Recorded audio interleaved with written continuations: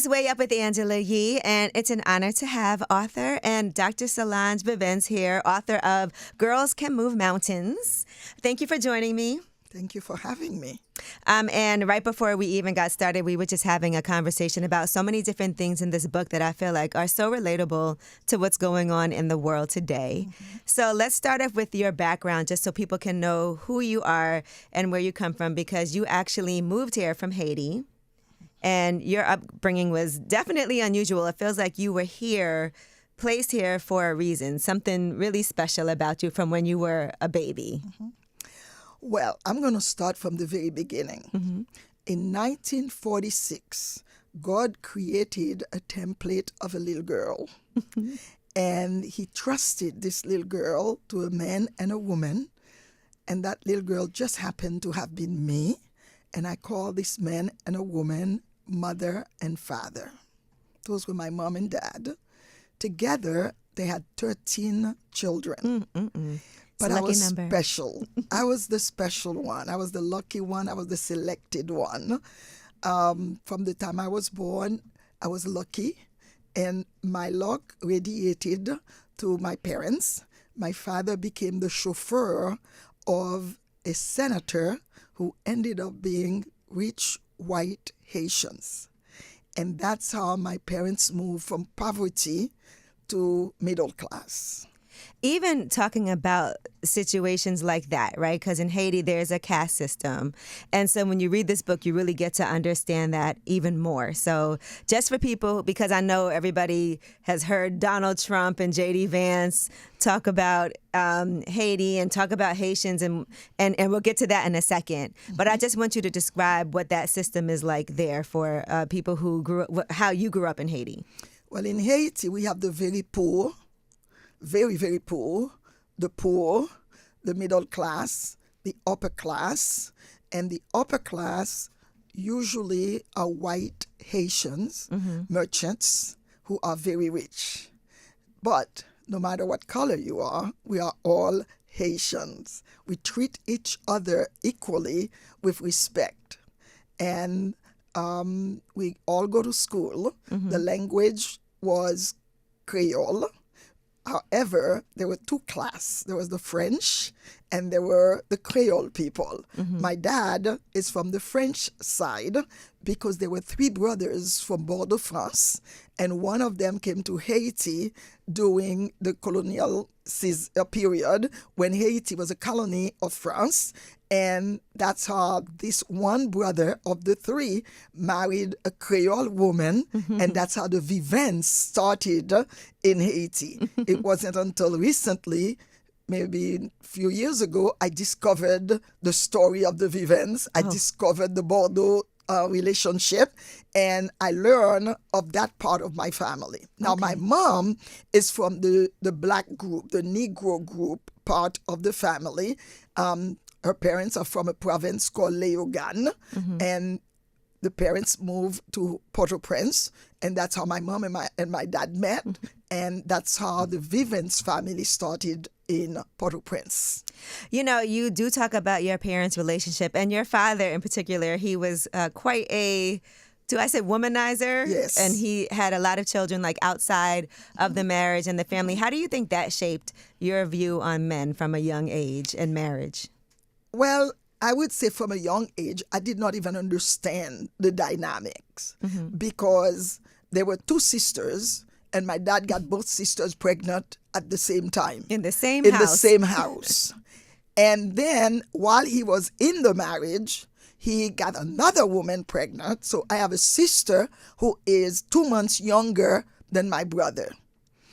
And my mother went to the place where the boy was, picked up the baby, and my mother adopted Reginald, who is 2 months older than my sister Paulette. And everyone thought they were twins. That's the kind of mother I had. That's a lot of strength to be able to do something like that. We had an angel for my mother. Yes. She was the first executive that I have ever known in my life. My dad would give her $5 and she would feed all of us breakfast, lunch, and dinner.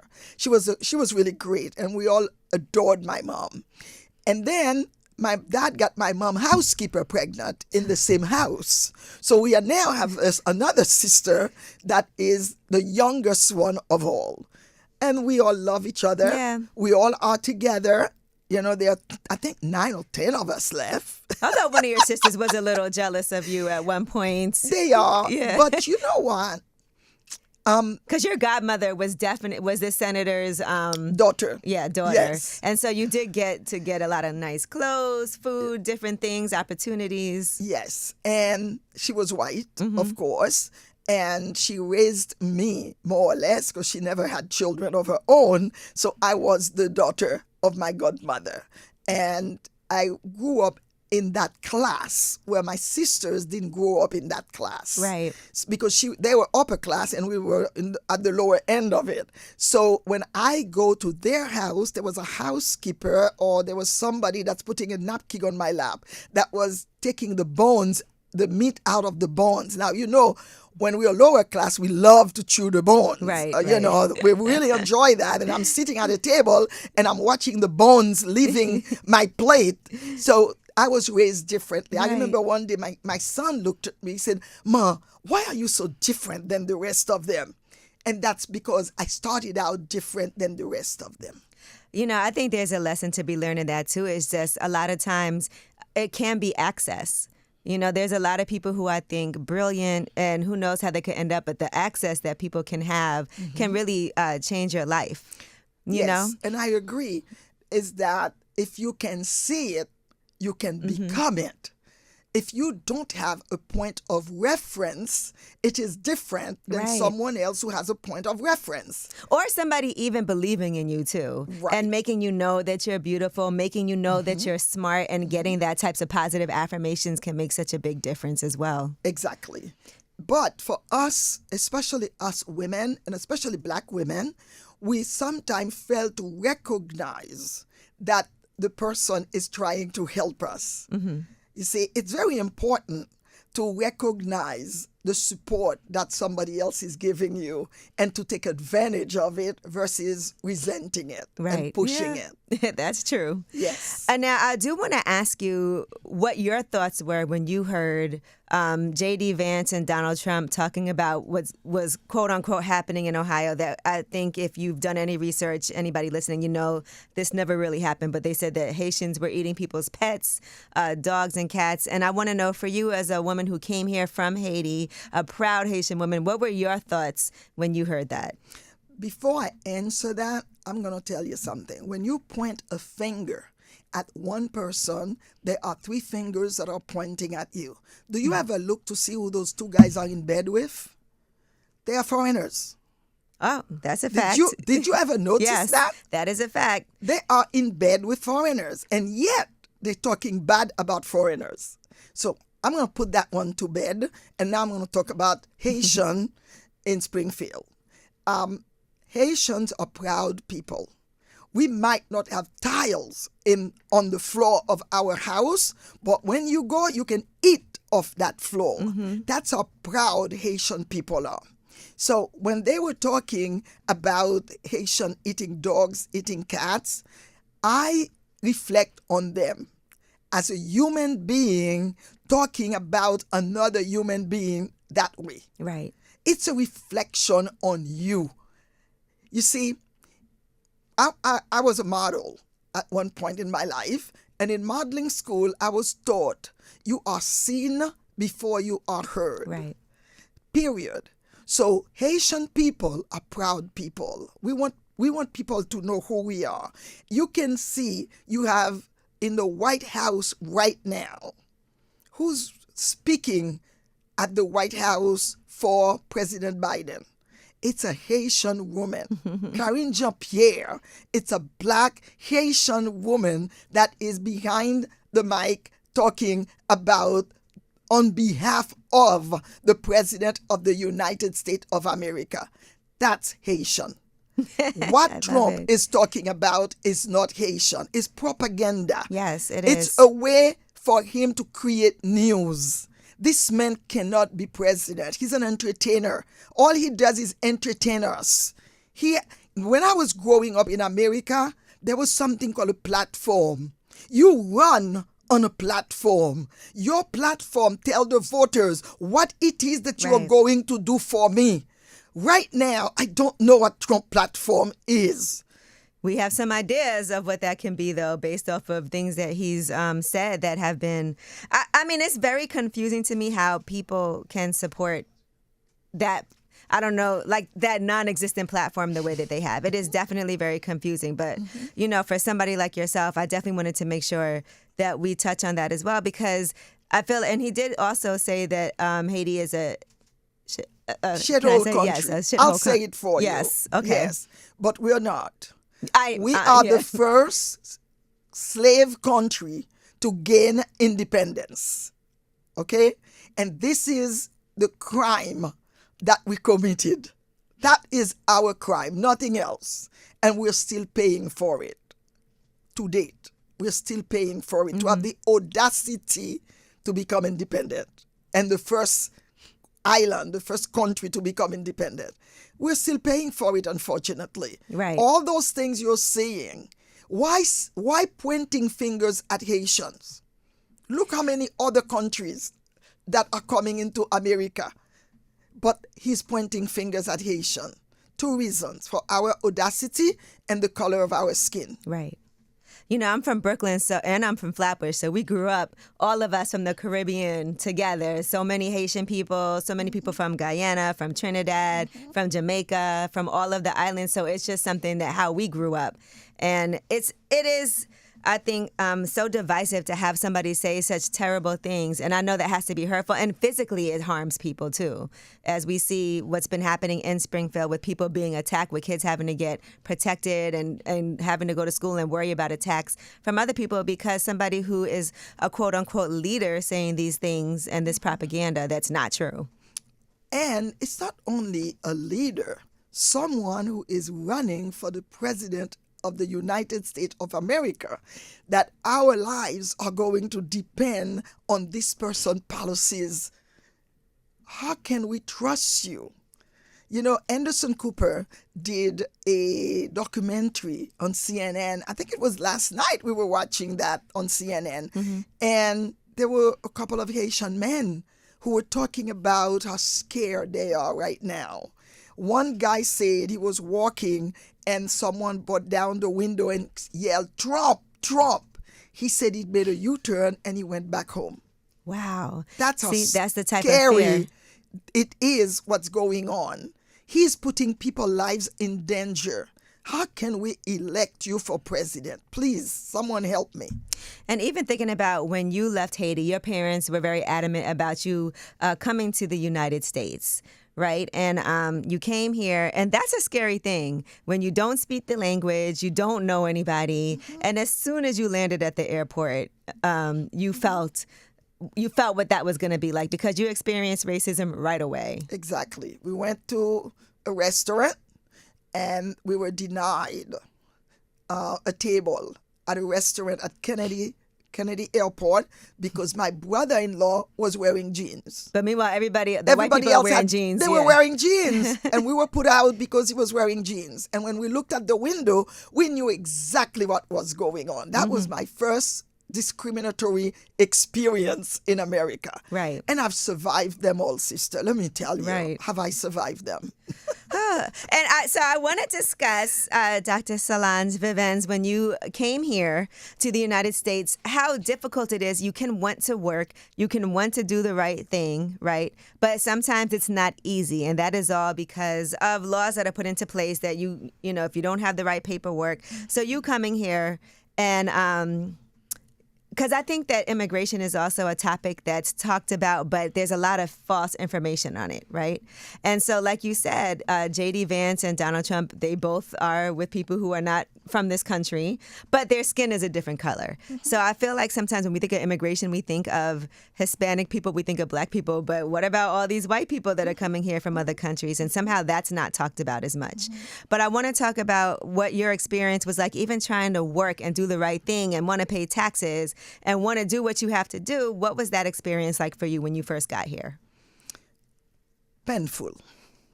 Painful because I was young. I came to America, I was 19 years old. And in Haiti, we had President Duvalier. And he had a group of uneducated men to protect him with guns. And they used to touch young girls, rape them, and so forth. And I used to look at my parents and say, if one of them touch me, he's going to kill me. Right. Because that was my personality. So I was literally exiled by my parents to America. I finished high school in June, and in July, I was in America on a 2-month visa. Didn't speak English. All I had was my sister and my brother-in-law. And no one else, no friends. I did not know anyone. Came to America, young, still a teenager. I started working in factories. Now, Manhattan was the garment district. Yeah. That's what they used to call it. We still do. Yeah. It's still the garment district. So I worked sewing skirts, and I was getting a nickel per skirt. Ooh. And then I switched to a different factory, and I started sewing zippers on suitcases. And I got a raise. It was $0.25 per suitcase. Left that, went to Misericordia Hospital, worked in the baby nursery, because the babies couldn't care less if I didn't speak English, because they couldn't talk themselves. Right. So I worked there for a little bit, and then I went to work for some white people. All the way in New Jersey, left my sister. East Orange, right? East Orange, New Jersey. I went there and lived with the Silvermen. Now, I must admit that no matter what the race, color, creed, people are people. And we have good people and we have bad people. And those people were good people. They were really nice to me. They loved me. I loved them. They make sure that they send me to driving school. They send me to school to learn to speak English, develop a great relationship with them. I lived with them for 3 years. And you needed them to sponsor you for a visa? Yes. Okay. That's the only reason I went to work for them, because back then, when Caribbean people come to America, I would say maybe 90% of us who came in ended up working at white people's home. Right. And they gave me papers. So I went back to Haiti, to the embassy, obtained my green card, came back with my green card, and I went right back to the Silvermen. And someone said to me, it's because you like being a maid, that's why you went back to work at the Silvermans. Well, I went back because I had a vision. I knew exactly what I wanted.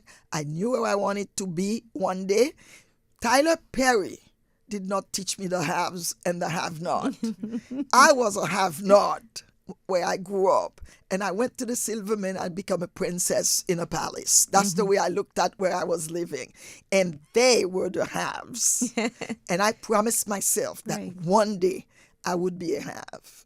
I did. I went to nursing school. I occupied every position in nursing. I taught at different colleges. And I started working in nursing homes, work for people, and I realized how many millions that I was making for them. I decided to form my own company, and I ended up making the millions for me.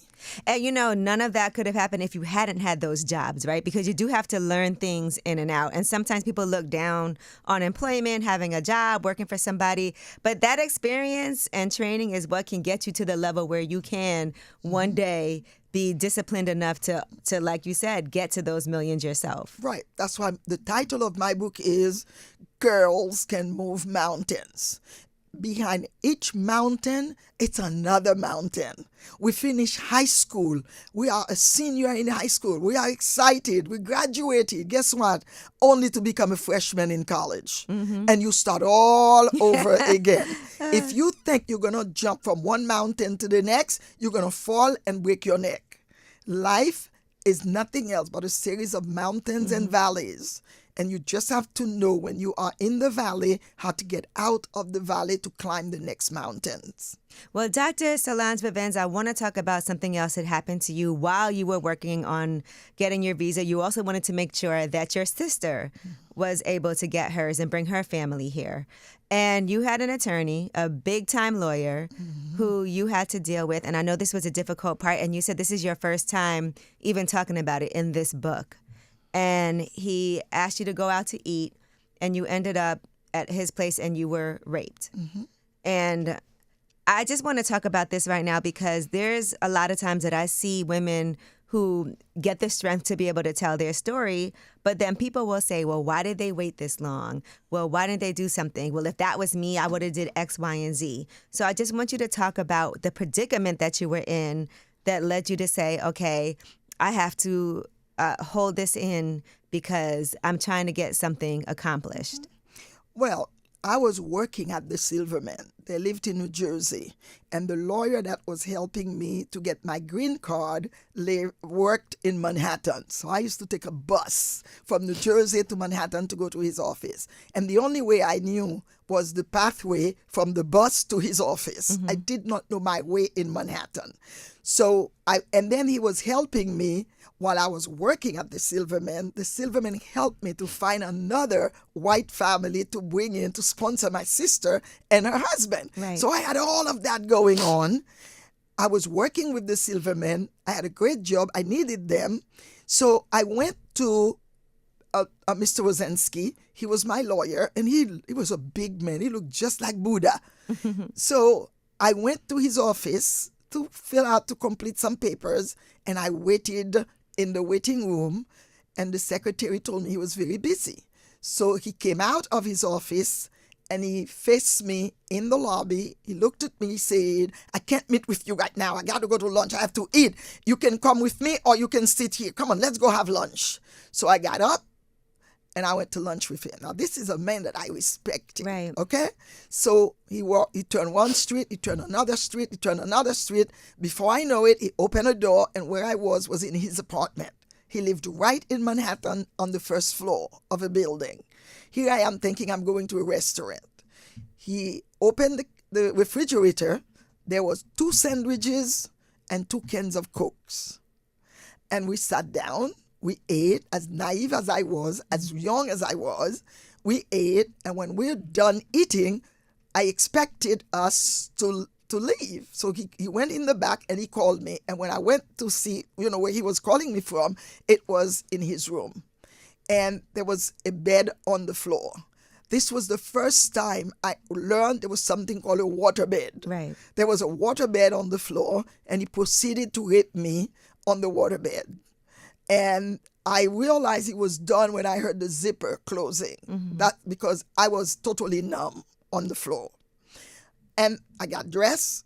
He took me back to the office. And he looked at me. He said, if you ever tell anyone what happened, I am going to deport you back to Haiti. Ooh. Now, mind you, my parents sent me on a 2-month visa. And they looked at me and said, don't you come back. Right.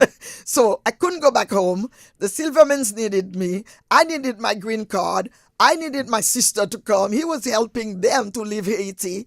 So what did I do? I put a zipper in my mouth. I suffered through it. And then I forget it. I just block it completely. For years, I blocked this thing until the Me Too movement. When all those women talking about Weinstein, this person and that person and what they went through in order for them to maintain a job. I said, you know what? I am going. It all came back. I relieved it at that moment. When those women were explaining what happened to them, I was reliving mine.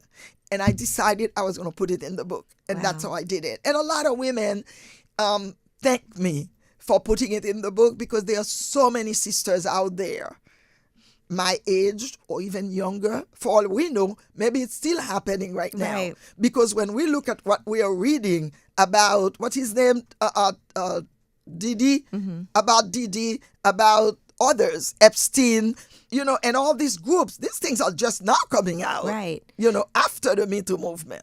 And yeah, that's why I think it was so important because you said this, a lot of times women aren't believed when they say things. You were in a position where you were extremely vulnerable. And so you had to, like you said, zip it.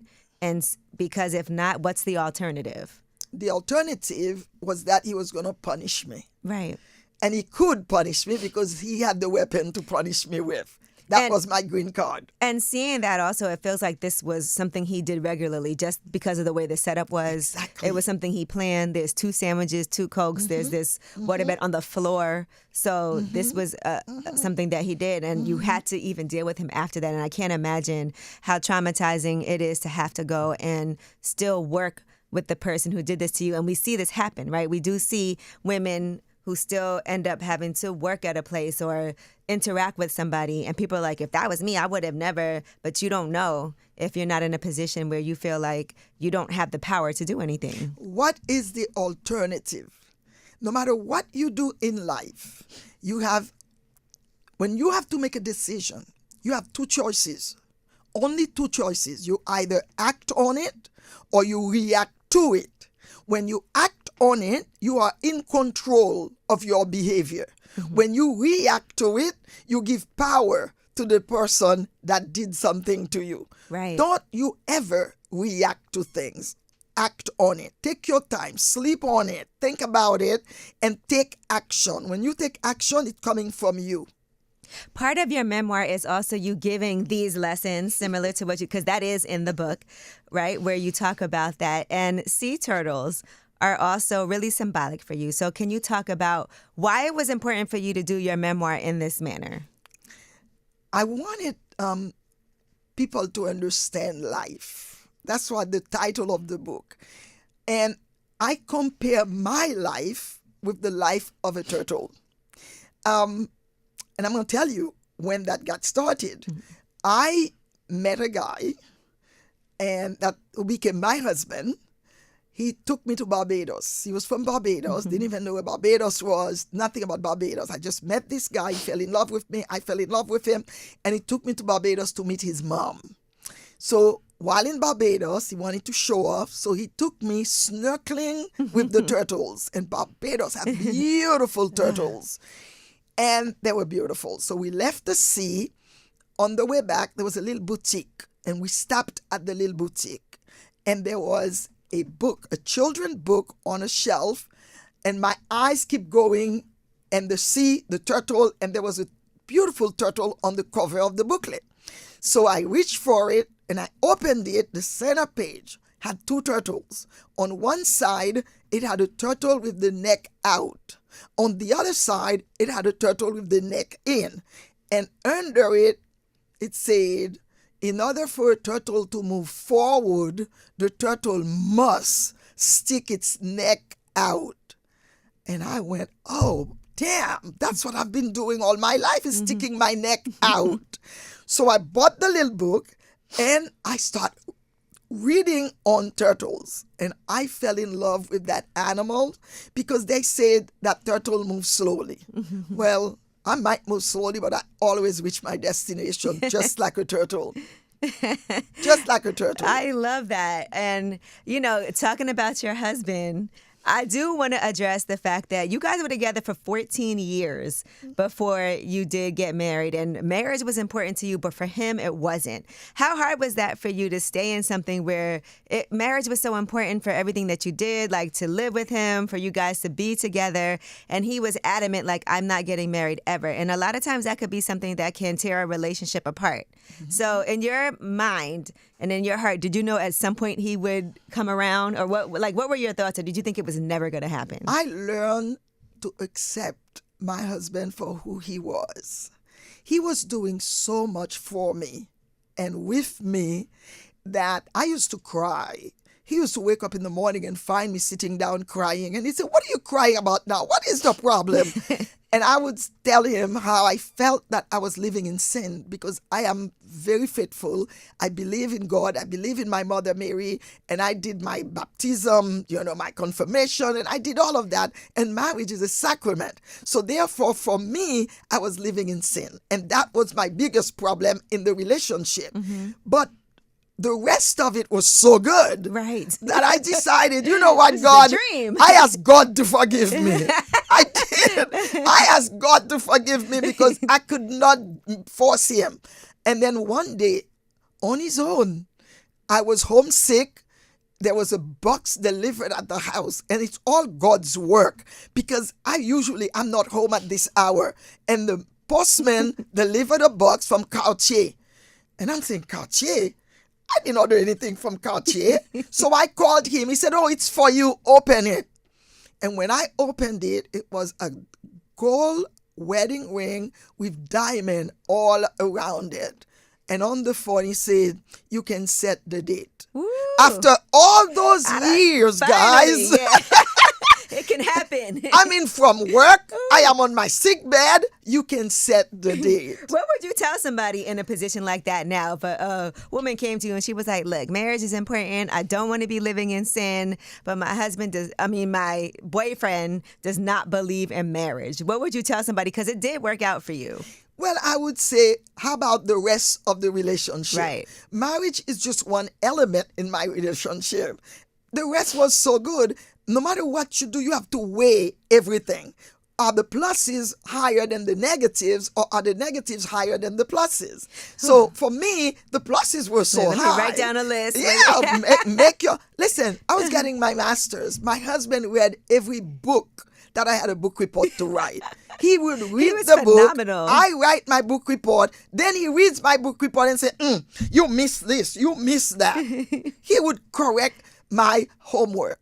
That's how great he was. You know, I was concerned when I was reading it, too, because of the fact that he didn't. I was like, do he have something else going on? Because you had a situation prior to that, you know, where things didn't work out. And like you said, sometimes rejection is God's protection. Mm-hmm. And so other things that didn't work out actually laid down the groundwork for you to be able to be in such an amazing relationship with somebody who was always there to guide you, talk to you, even push you sometimes.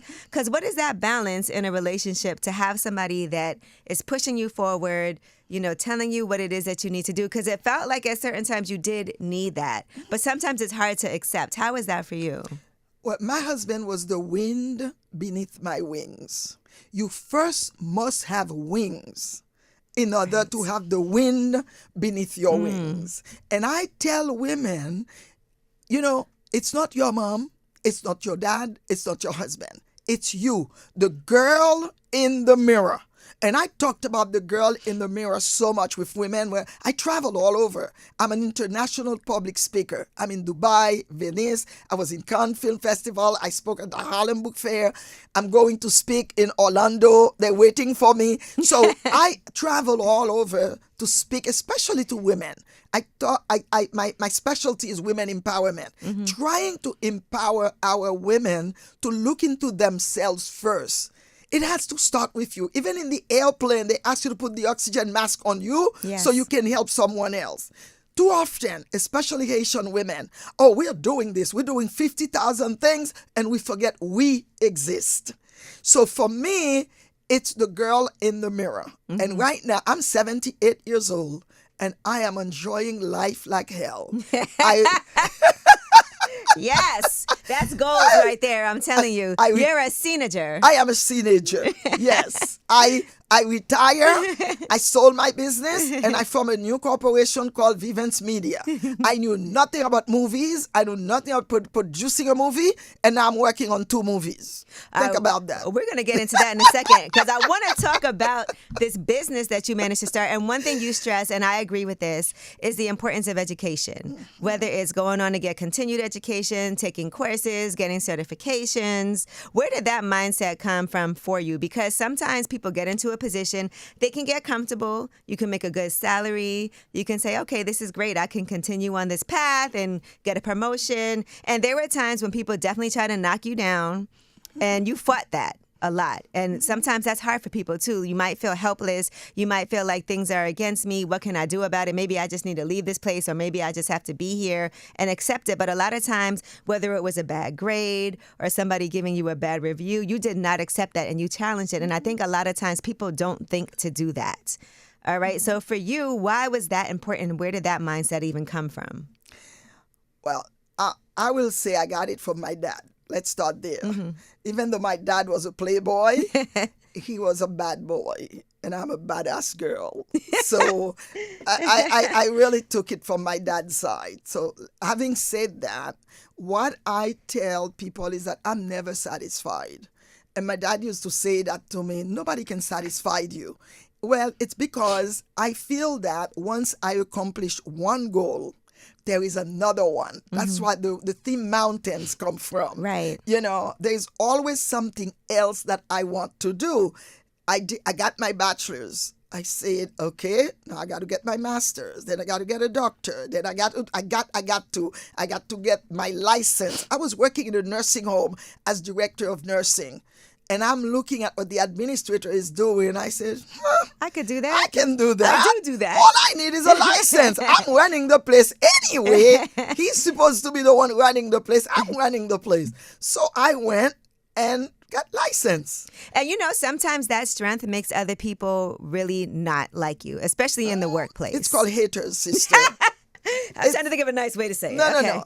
It's called haters. And let me teach you one thing. Love your haters. That's hard. No, you know why I say that? Because I use my haters as stepping stone. The only reason you hate me is because you want to be like me. If you were like scared of me. No, if you were like me, you would not hate me. Right. Right? So you're jealous. You want to be like me. You can't be like me. So now you're showing me your negative side. The other thing I tell people is that in every negative, there is a hair of positivity. All you have to do is to find that hair and make it grow for you. Okay. Make it grow for you, no matter what the negative is. I'm going to give you a quick example. I just wrote another book. Okay. And the title of it is Educated Girl, Empowered Woman, is the title of the second book. My credit card got hacked. And the hacker erased the hard drive of my computer, my laptop, and erased everything from January to February 2023. Wow. I had someone who came to my house and showed me that my hard drive started in 2022. So all my 2023 was erased. My manuscript was finished. Oh my goodness. I was getting ready to send it to my editor. I cried for 3 months. And ladies, it's okay to cry. When you cry, you purge. Yeah. You get the bad thing out of your system. And after I cried for 3 months, I reached a point where I was ready to start writing again because no one wrote it for me. It came from my heart, my head, and my soul. So I started to write because I was presenting in October at the Haitian Ladies Network in Washington, D.C. So what I did, I went to a Marriott and I stayed there for a month so that I had no disturbance and I finished the book. Wow. And I was able to present. The book is published. And done. That's so amazing. When bad things gonna happen to all of us. Yes, they when are. the bad thing happened, guess what, sister? It happened already. There's nothing you can do about it. But move if forward. If you don't move forward, the person who did something to you wins. Mm-hmm. You lose. You're right about that. You lose. And now, yes. I'm going to mess up your thing a little bit and I'm going to tell you shit happens. When it happens, what you do, you clean it and you move on. And you did. Because if you don't clean it, the smell alone is going to kill you. Or you make the person who was supposed to clean it get fired and lose the contract. Because that happens in the book too. That's exactly right. And one thing you say, and you're right, it is okay to cry because sometimes we feel like crying is a weakness. No. But you also say to leave situations that make you feel drained and, Right. and rethink those things, right? You can cry as much as you need to, purge yourself. But if it's something that is constantly making you feel drained, then you have to figure out a different solution. You have to make a decision. What the decision? You act or you react. No matter what the situation is, you have to make a decision. Otherwise, you're paralyzed. Because fear is paralyzing. Right. You're going to find yourself paralyzed in a corner. So you got to make a decision. Am I going to let the hackers win? No. Or am I going to win? Who won? I did. I published the book. Yes, you did. Okay. And I want to talk about now what you did. Like you said, you sold your company, but you decided that you wanted to actually be management and the importance of even having, you had a 51% stake in this company, but it was two white guys, right, that were partners with you. And so what is the balance for people who are like, okay, I want to have a company, I want to do this, but I also want to make sure that I'm not the front person for people who I'm working with so that I don't feel like they're using me, because there are a lot of benefits to saying, okay, we have a Black woman who has 51% ownership of a company. Because there are a lot of times that people approach you about things and they're like, hey, we want to be partners with you. But you also want to make sure that they're doing things for the right reason, right? Mm-hmm. Well, I was the brain of the group. They had money. Right. And they were white. There's a big difference. Yeah. I'm Caribbean, from Haiti. People say I eat cat, I eat dogs.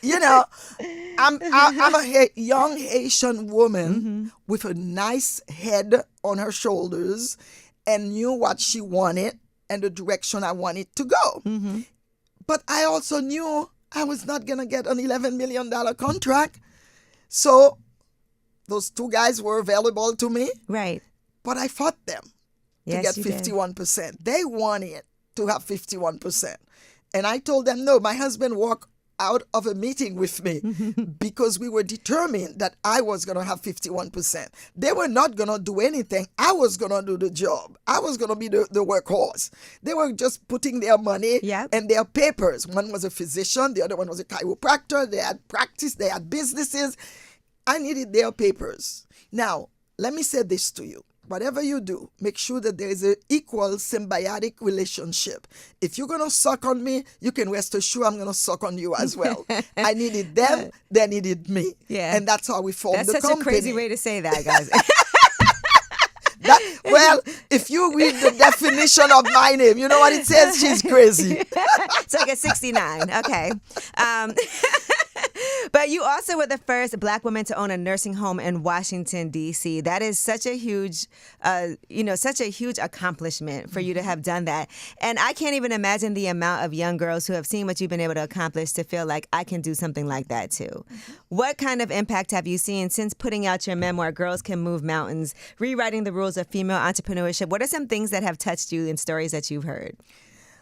I'll tell you one. I was doing a podcast and one person wrote in the chat, can you please help me find my voice?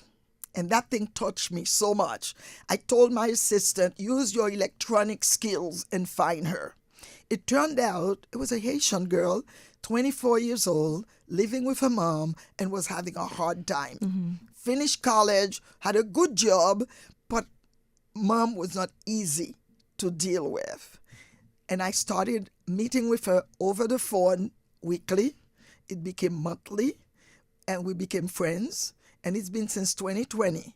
When I launched the last book, she flew from Boston and came to Florida, stayed at my house, and went to the book launch with me. Oh, that's amazing. So that's what I get. Last week I posted on Facebook. I received a text, and the text said, Dr. V, today is Boss Day. I just want to say thank you because I am who I am because of you. I did not know who it was from. So I wrote back. I said, thank you very much, but please identify yourself.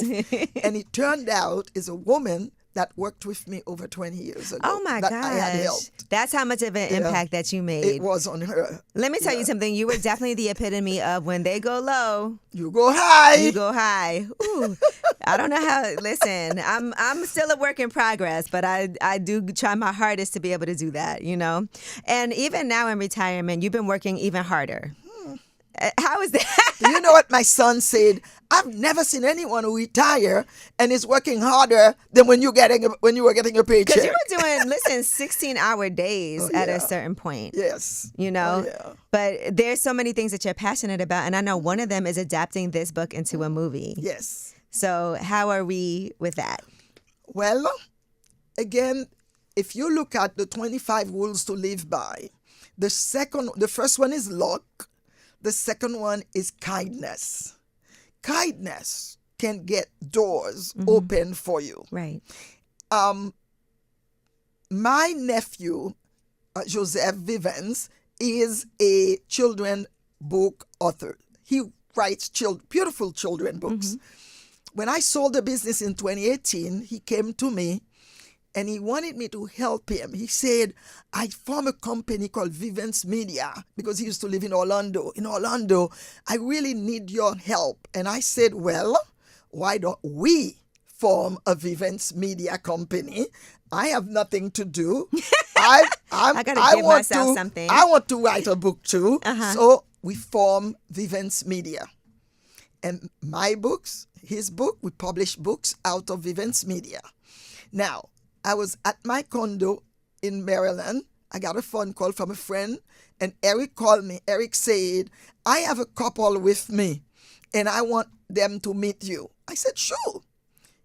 Maybe 10 minutes, they were in my condo. He must have been on the street when he called me. Thank God I said yes, right? Yeah. They came up, met the couple, did not know anything about them, gave them a copy of Girls Can Move Mountains. A year later, I got a call from Eric. Eric said, do you remember Rachel? I said, Rachel? Rachel who? The lady that I bought together. And I said, yeah, she wants to take you to Cannes Film Festival to present your book to a group of movie producers because she believes that your book should be a movie. And that's where the whole thing got started because I was kind. She came to my house. I ordered lunch for them. They had a 2-year-old. I went on the floor, played with the little boy, took a lot of pictures, give her a book. Bam! A door opened for me. I have a bunch of producers that are interested in the book. Right now, I'm holding it close to my chest. I just did the pitch deck. There's a pitch deck done already. And I'm talking to movie people. I spoke to a guy, top Haitian movie producer called Raoul Peck. I took pictures with Raoul Peck at Cannes Film Festival. And Raoul is doing a movie on the president of Haiti who got assassinated a couple of years ago. And he said to me, this should be the movie of the year. It covers everything. It covers immigration. It covers race. It covered hard work. It covered Haiti that everybody's talking about. He said, this should be the best movie right now. You need to make sure it's done. I know it. I'm working on it. Yeah. Dr. V, knowing you, you're going to take a course to become a movie producer and then a director and then like just on the path that you've been going because it feels like you're very hands-on with everything that you have going on with your life. What did your son say when he read this book? Oh, my goodness. He read the book before everyone else. The reason is because his life is so open in the book that I wanted to make sure that I respected him. Right. And I let him read it. I gave him a binder. I printed my own little manuscript that I wrote. He corrected my English because he does that all the time. He corrected my English and then he thought it was good. I said, anything you want me to remove? He looked at me and said, it's your life, not mine. Yeah. And he said, go ahead and do it. And he allowed me to do it. He didn't change a thing. He put you guys through a lot when he was a baby. He went through a lot. He probably doesn't even know all of the things, because I think it is hard sometimes talking to, like, I think of parents. My mom's Caribbean. So I also know sometimes it's hard to have those conversations, Haitian moms, too. Yeah. Caribbean moms. Yeah. I mean, did you ever talk to your mom about how she was impacted she was a strong woman, but even by things that your father was doing outside of the home and did you guys ever have that conversation? I went to Haiti to get my green card, and I remember sitting on the floor with my mom next to her, and I asked her that question point blank. I said, why do you put up with him? Meaning my dad. She looked at me, she said, for you. Oh, wow. Yeah, that was her answer. She said, I've done it for you guys. And she was the pillar. We call that in Creole a potomitan. That is the center pillar that hold the house together. And my mom was a center pillar for all of us girls and her sons too. And Ambroise's children too. Right. She took care of everything. Well, this was amazing. And I just want to thank you so much for taking time to come here because I know you have quite a packed schedule. But as soon as I got the email that this was a possibility, right away, Yona, she knows. I was like, yes, please, let's make it happen. And so I appreciate it. The book is amazing. If you haven't read it, Girls Can Move Mountains, I highly recommend it. I'm just like in agreement with you on so many things. Other things, I'm a work in progress. But also just beautiful pictures and just grateful to have you here today. Thank you very much. I appreciate you. All right, it's way up. We're Way up.